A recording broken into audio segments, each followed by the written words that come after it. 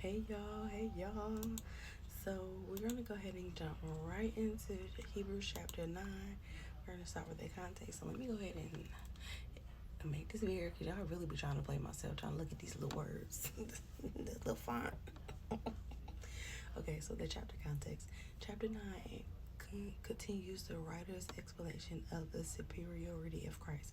In chapter 8, this focused on the idea that God has promised a new covenant, even as the old covenant was still in effect.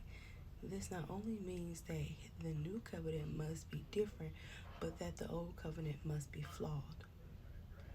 Here in chapter 9, the writer focuses on the fact that the Old Covenant featured aspects which were meant only as symbols of the true high priest of Christ.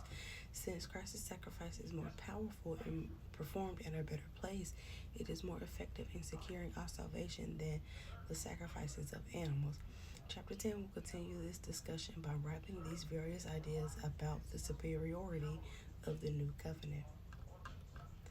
So let's go ahead and jump into this breakdown part 1. So the book of Hebrews seems to reassure persecuted Jewish Christians that Christ, not the Old Testament law, is God's ultimate plan for their salvation.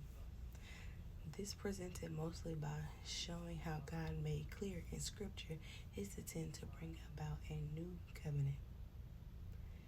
Up to now, the writer of Hebrews has proven his case using various examples and quotations from the Old Testament.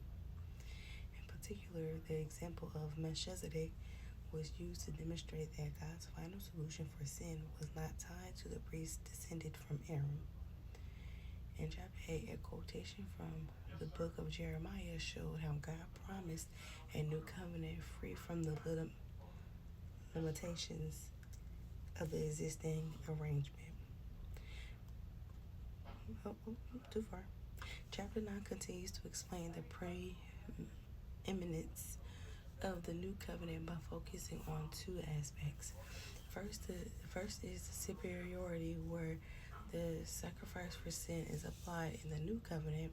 Second is the superiority of Christ's sacrifice compared to that of the old covenant.